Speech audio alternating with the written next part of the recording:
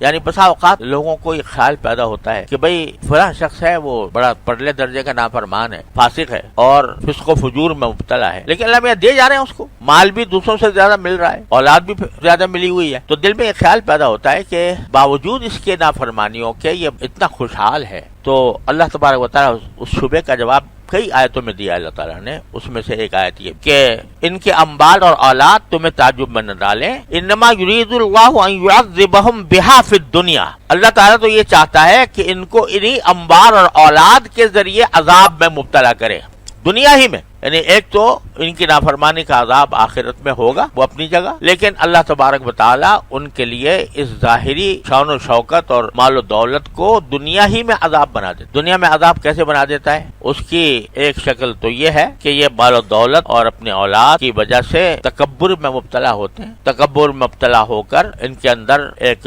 ایسی فرعونیت آ جاتی ہے کہ دوسرے چاہے ان کو مال و دولت کے لحاظ سے قابل رشک سمجھتے ہوں، لیکن لوگوں کے دلوں میں ان کی عزت نہیں ہوتی، یہ متکبر ہوتے ہیں اور تکبر کی وجہ سے لوگوں کے دلوں میں عزت نہیں ہوتی۔ کسی نے بڑی اچھی بات کہی ہے کہ متکبر جو ہوتا ہے اس کی مثال ایسی ہے جیسے کوئی پہاڑ کی چوٹی پر کھڑا ہو، وہاں سے جب وہ نیچے کے لوگوں کو دیکھتا ہے تو سب چھوٹے نظر آتے ہیں اور نیچے والے جب اس کو دیکھتے ہیں وہ چھوٹا نظر آتا ہے۔ تو متکبر کو ہمیشہ کبھی عزت نصیب نہیں ہوتی، دل چاہے بختی طور پر لوگ اس کے ڈر میں آ جائیں لیکن عزت نہیں ہوتی۔ تو یہ دوسرا مال و دولت کا اصل مقصود ہوتا ہے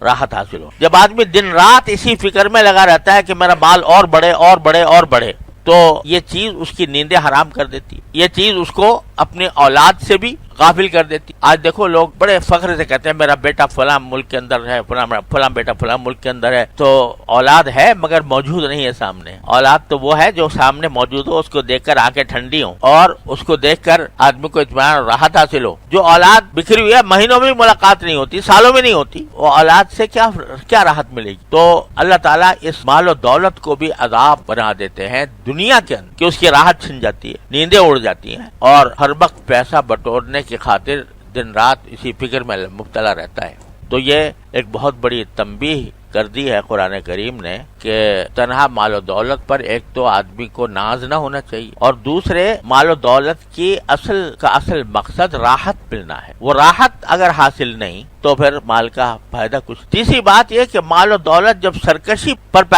پیدا کر دیتا ہے تو اللہ تعالیٰ کے احکام سے انسان دور چلا جاتا ہے، اس کے لیے وہ مال و دولت آخرت میں عذاب بن کر آئے گا۔ اس لیے فرمایا کہ اللہ تعالیٰ یہ چاہتا ہے کہ اسی مال و دولت اور اولاد کے ذریعے ان کو عذاب میں ڈالے دنیا ہی کے اندر، وَتَزْهَقَ أَنفُسُهُمْ وَهُمْ كَافِرُونَ، اور ان کی جان بھی کفری کی حالت میں نکلے۔